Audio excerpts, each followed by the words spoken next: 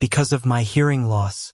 I was abused by my dad, bullied by my classmates. Daisy saved me. She pulled me out of the mud, got close to me, protected me, promised that with her around, no one would bully me. Everyone envied me for having a guardian angel, a protector falling from the sky. I used to think I found redemption, until I overheard. Isn't our Daisy a great actress? Look at that deaf kid thinking he's the hero of some redemption story. She'll keep it down. Daisy glanced at me casually. Why bother? He can't hear anyway. She didn't know.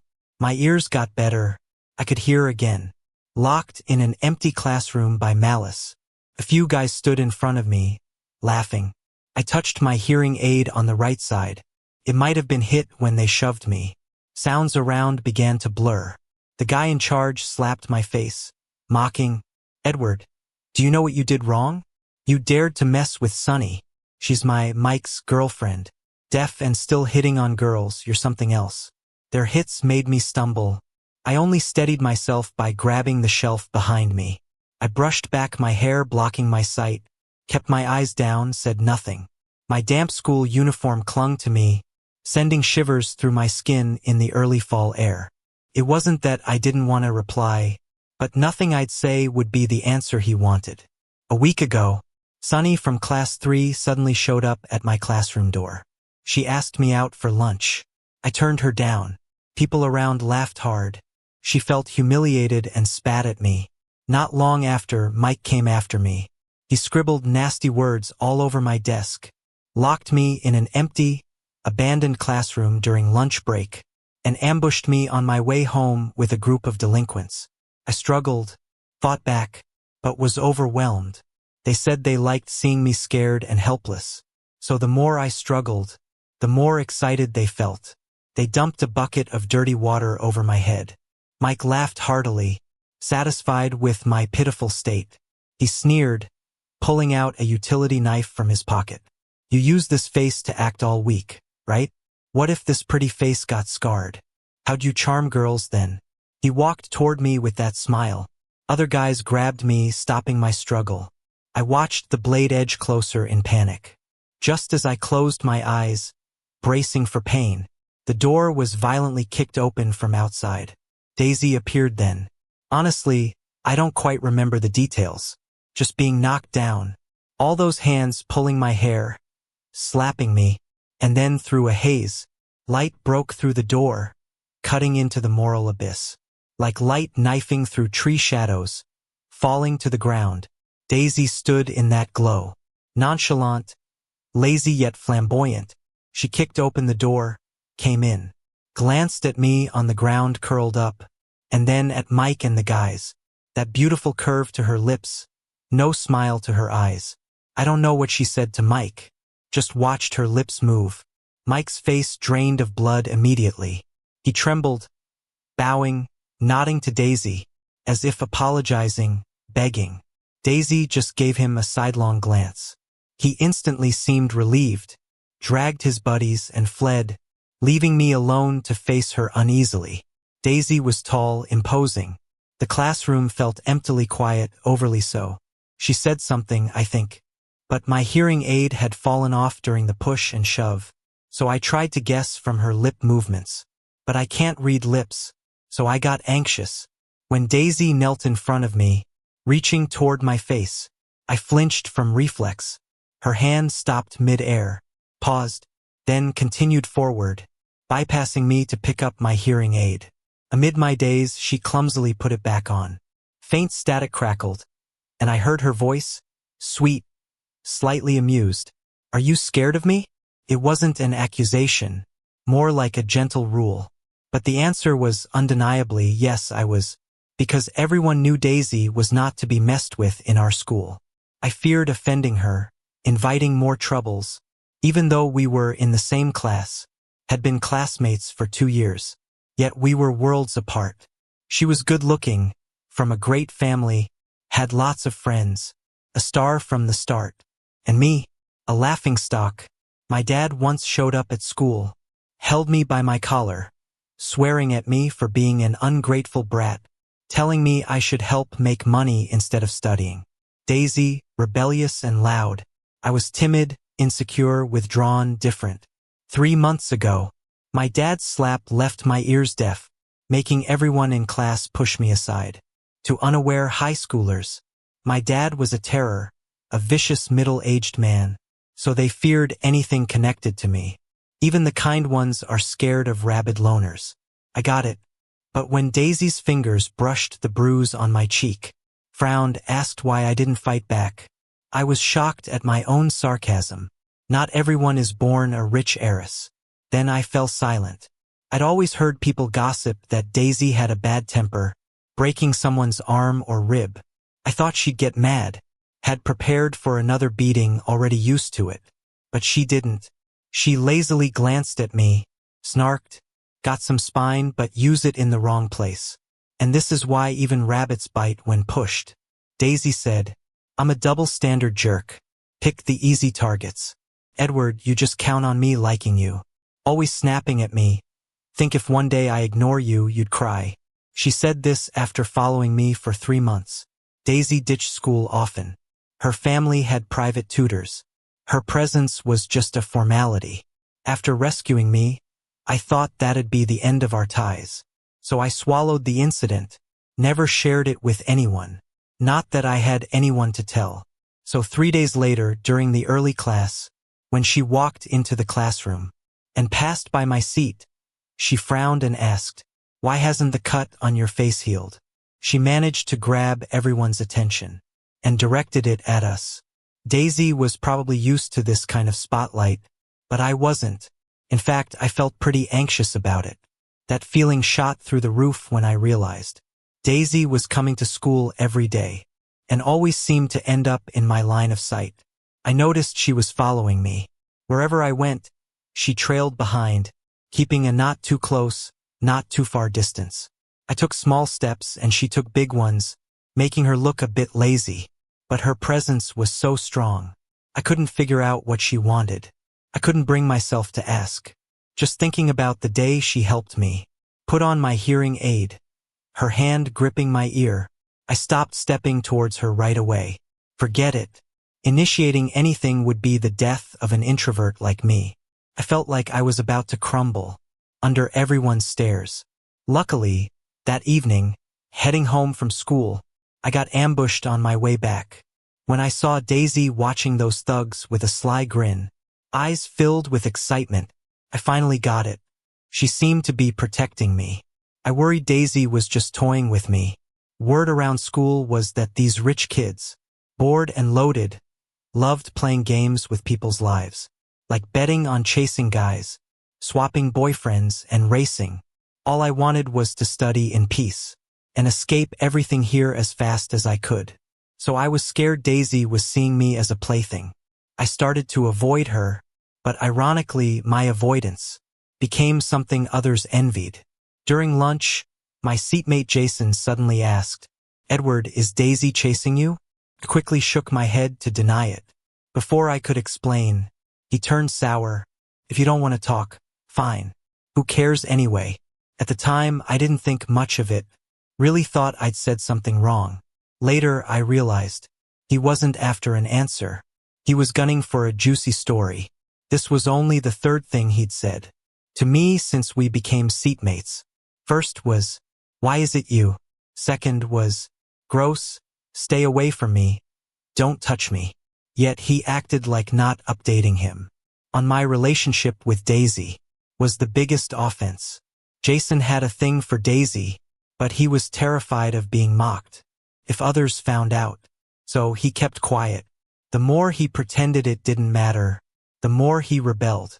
He loved gossiping about who confessed to Daisy and got rejected, mocking their love-addled brains and claiming he had a clear head. I was no exception. He spread his frustration to everyone. If someone asked, what's up, Jason, who ticked you off? He'd dive into the whole tale. Gossip ran wild, until someone couldn't help but ask Daisy, no way, Daisy, I heard you're chasing Edward. True or false? Every ear perked up in that moment. Jason looked like he was enjoying the show, ready to see me humiliated. This scene had played out so many times before. Girls who tried to confess to me ended up backing out, silenced by laughter. No one ever stood up for me. No one ever chose me for real. But Jason didn't expect, and neither did I, when Daisy stood in front of me, expressionless, and knocked on his desk. "Pack your stuff and leave," she said. Jason was stunned, face going pale. After he left, Daisy sat beside me, scanning the onlookers, with a warning in her eyes. "From now on, anything about Edward goes through me.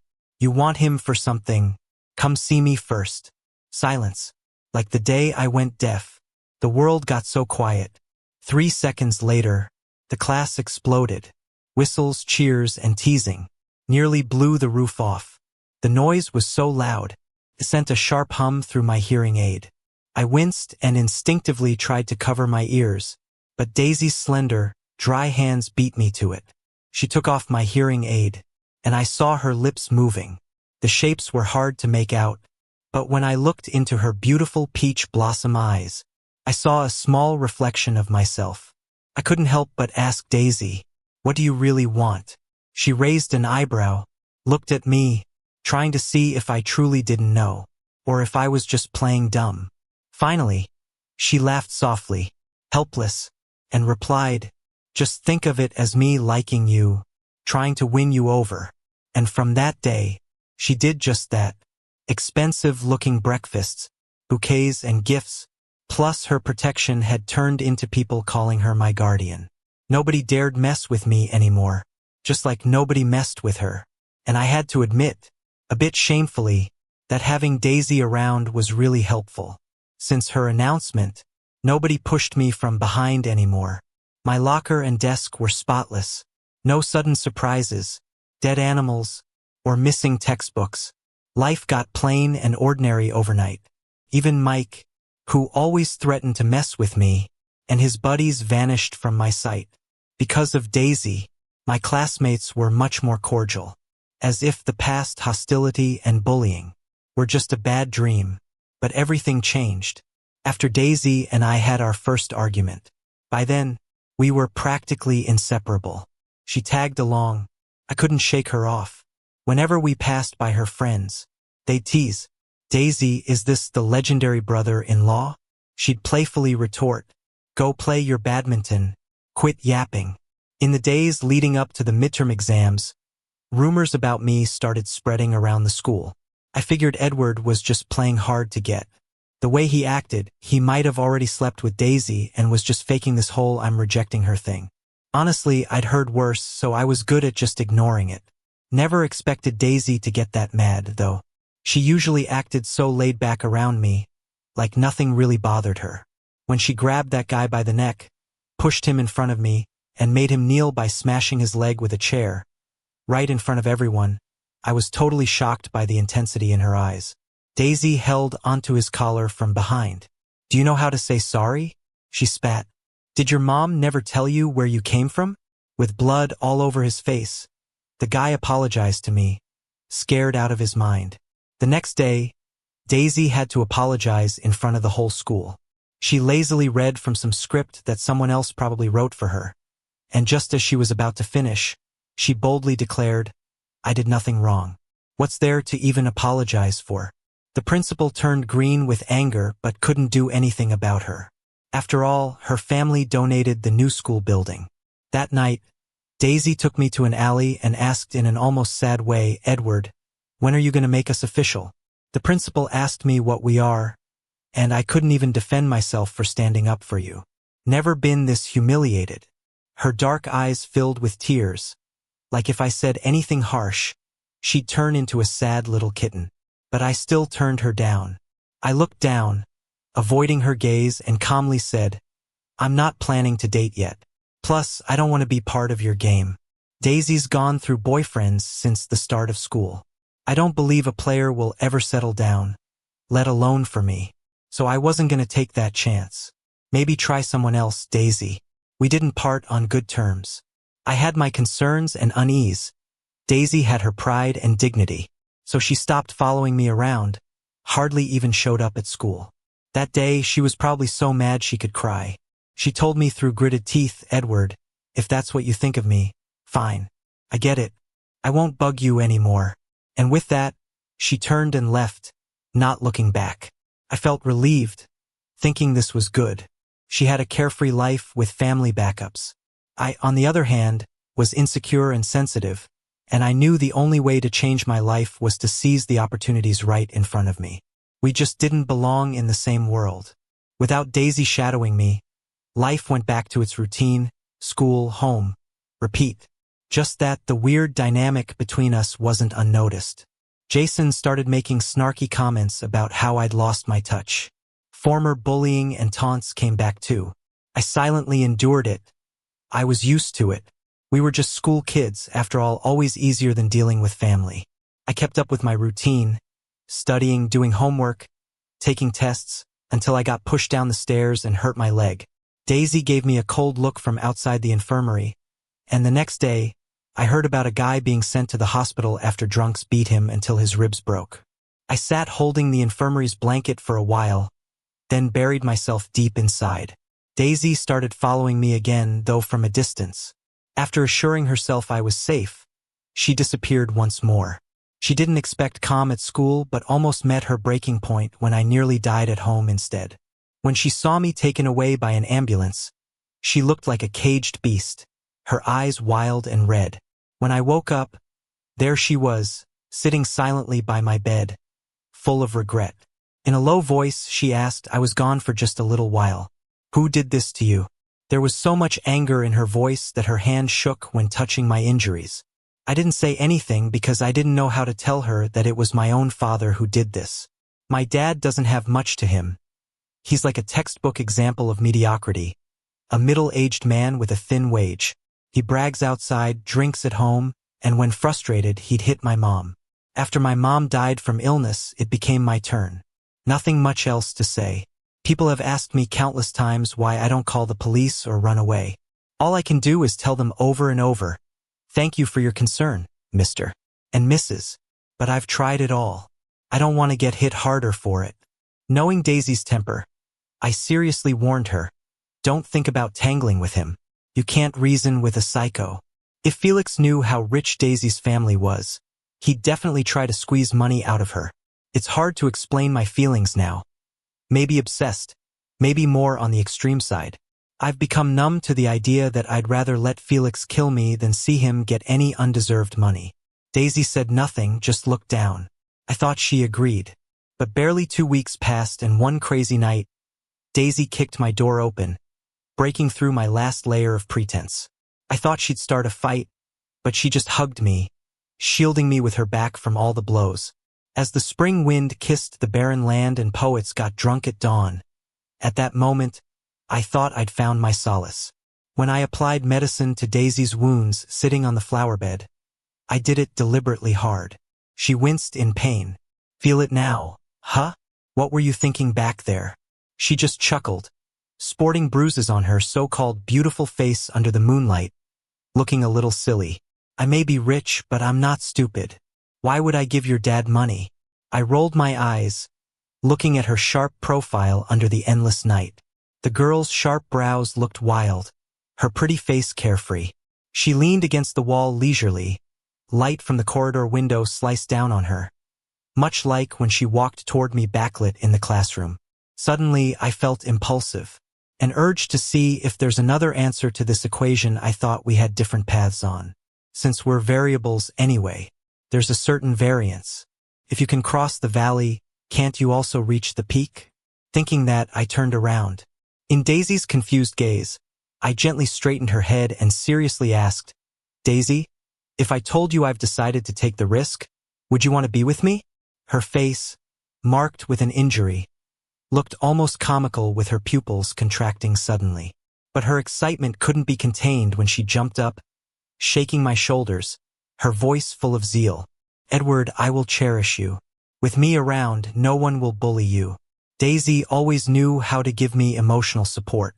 Just like she said, after we confirmed our relationship, she treated me incredibly well. Everyone said I found a solid support and envied my luck in meeting Daisy, becoming her boyfriend, and getting her boundless affection.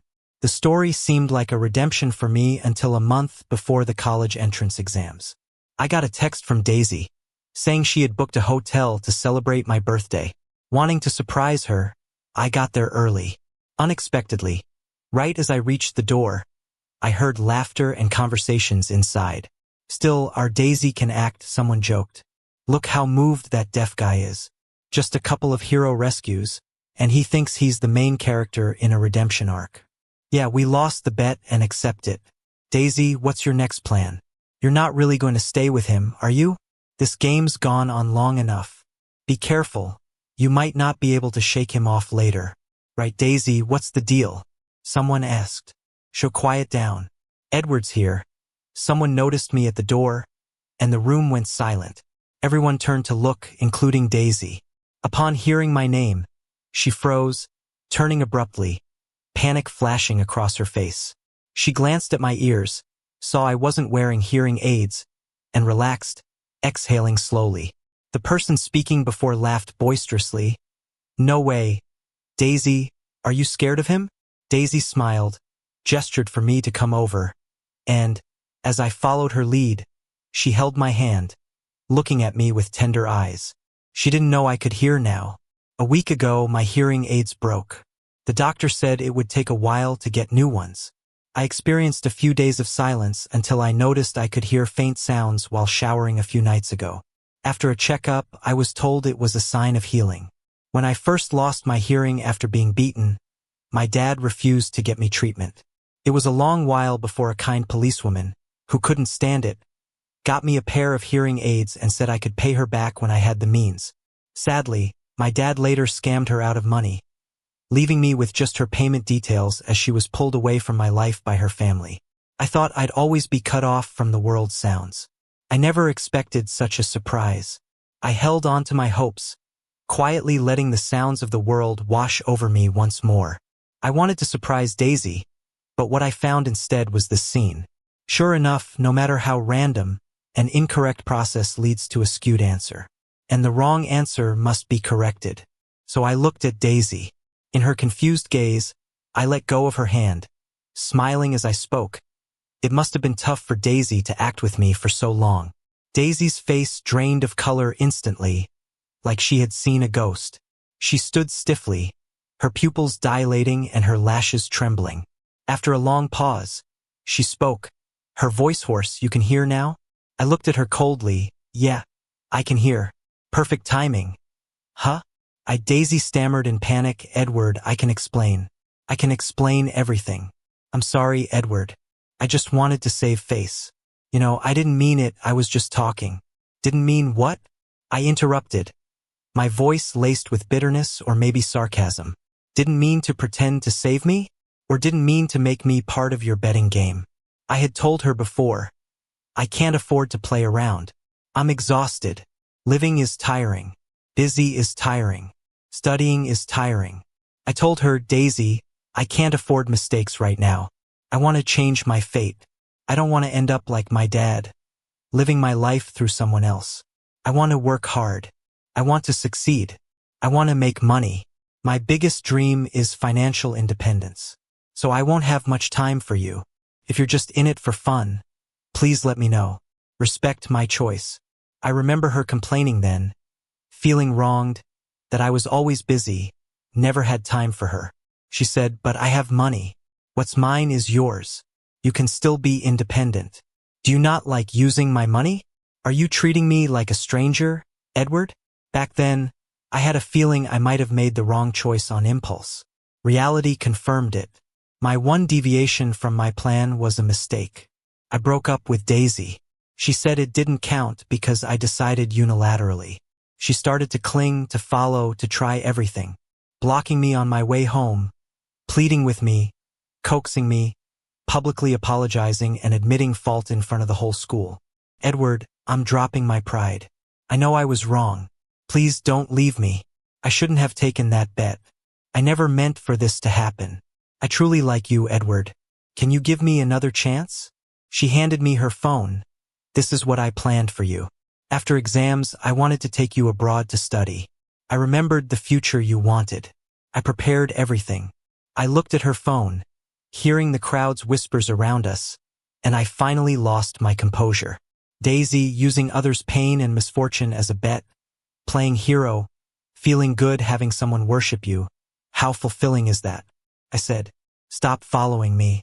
And as I turned to leave, at that moment, Daisy's eyes filled with tears and finally overflowed. Her hands were trembling a bit as she reached out to grab me. Her eyes showed an uncontrollable fear as she cried, begging me, "Please, Edward, I'm sorry. I know I was wrong. Just give me another chance. Okay? I promise I'll make things right." She sobbed like a child, clutching her chest like she couldn't breathe. But I didn't believe her anymore.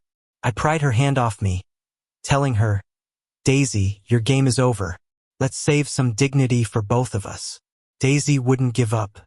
She was always pleading with me to reconcile, even though she was quite the popular one at school.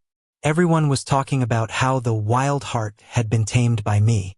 She waited outside my house every day, just saying she wanted to see me. I ignored her and focused on my studies instead. When Daisy realized waiting wasn't working, she started trying to meet me in different ways. Once, after she was drunk, she stumbled toward me, trying to touch me, but I stepped aside and avoided her. Coldly, I said, "Can you stop grossing me out?" She was stunned by my words, let go, rubbed her face, and hoarsely asked me, "Edward, what do I have to do for you to forgive me? Can we not break up?" She kept repeating those two sentences like a kid who couldn't understand what they did wrong. I met her increasingly wet eyes and responded coldly, "Daisy, don't appear in front of me again. Don't make me hate you." But she still didn't give up. She started threatening me, saying she'd cut her wrists or jump off a building. I still ignored her. It was probably the only time someone had seen through her lies during her lifetime of games, and she'd lost all face. A week before finals, she stood at my desk, asking one last time, "Edward, do you really not want me anymore?" Without looking up, I nodded. I heard that when Daisy left that day, her eyes were red, and she seemed utterly defeated. My hand paused as I gripped my pen. Then I continued writing my papers. Later, after finals at the graduation party, everything seemed to be left behind in the name of forgiving and forgetting. People who never approached me before were being overly polite and distant. Some even mentioned Daisy, trying to convince me she really liked you. Her reasons weren't right, but you didn't have to be so harsh, did you? Yeah, that's Daisy. So many guys were envious of you. Won't you give her another chance? I just smiled, clinking their glasses without responding. I had already given her chances. Forgiveness for a mistake wasn't the only opportunity. She had countless times to tell the truth while she played out her redemption act with me. But she chose to make that mistake, thinking I'm Daisy after all. She had a good family background and endless possibilities for the future. Her life was a game. A little trap of lies was not enough to make her bow her noble head. She liked me. I never denied that. Love at the moment is true. But apart from that, respect and consistency are difficult. A fleeting passion of a drifter doesn't last. She might turn back for me now, but she'd turn back for someone else in the future. That day, I finally heard the truth. She'd never even thought through a lie she didn't even respect enough to cover well. Love and adoration don't even come into play. Even if we hadn't broken up, the end would have been the same someday in the future. People don't like being deceived. From the moment she volunteered in this gamble, my uncompromising approach to love meant I couldn't bring myself to have any follow-up with her. After the results were out, I got my college acceptance letter. Daisy was sent abroad by her family. Over the years, though we were in the same class group chat, neither of us spoke there. Some attempted to organize reunions, but I didn't join. The funny thing is, I, who was once invisible in class, got mentioned often in those chats, with many laughing at their own youthful ignorance. They apologized for the past, hoping I wouldn't mind. I scrolled through and didn't bother reading everything, just turned off my phone without replying. When I got to college, I saved enough money from part-time jobs to hire a lawyer. When I learned all the conditions were right to sever ties with my guardian legally, I couldn't help but sit in a chair and cry. I handled all the paperwork, explained my situation to the college, and applied for financial aid. During this Felix tried to cause trouble, but I could ignore and counter everything. No more worrying about being sent back home after spending nights in a police station, listening to others persuading and educating Felix. The day I got my first job after college graduation, I visited my mom's grave. A small mound of earth in the countryside was her entire life. "Mom, see? I said I could rely on myself. You didn't divorce back then because you had no financial support to raise me. But I can support myself. Felix couldn't raise me well either. From now on, I'll take care of myself. You don't have to worry. Daisy, I wished we could have been partners working hard together, not just me being a support system for her." But she never understood that. Over the years, I saw Daisy a few times, both off and on campus, around the corner from the boys' dorm.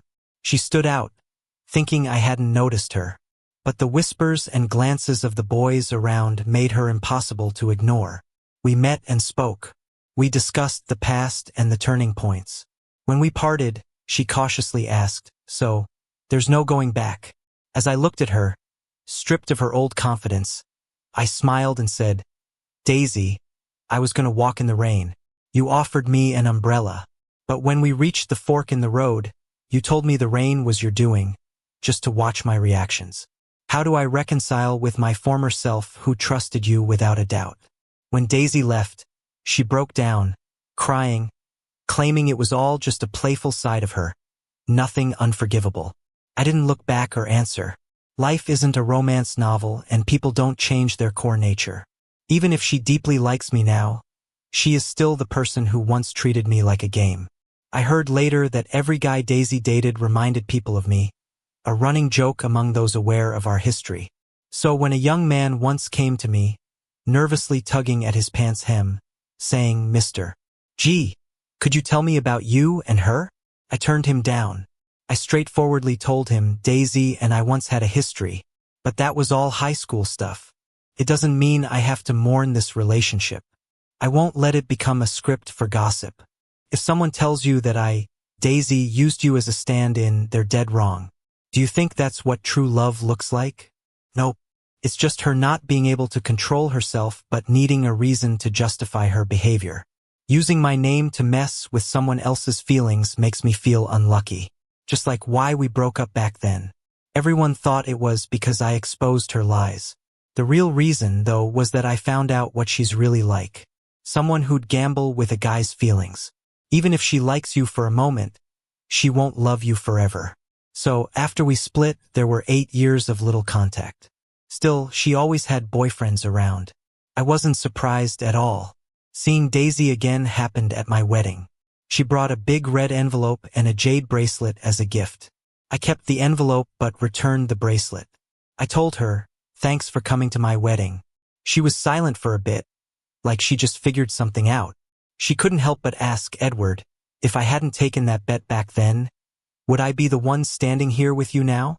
Looking at her still beautiful face, I remembered the girl from under that moonlit sky years ago. With a sense of release, I said, "Yeah, why not, Daisy? I've thought about that too. How could I not have thought about it? Someone like that, coming down like an angel, pulling me from the mud. She saved me, protected me, promised nobody would ever bully me again. Who wouldn't be moved? But then, it was that same person who told me it was all just a lie crafted for me. No one is born to save someone else. There's no sudden, inexplicable goodness. You always have to rely on yourself. Don't expect to get everything you want without putting in the effort. I tried. I gave it my all. So I have no regrets. Novels, after all, are just stories.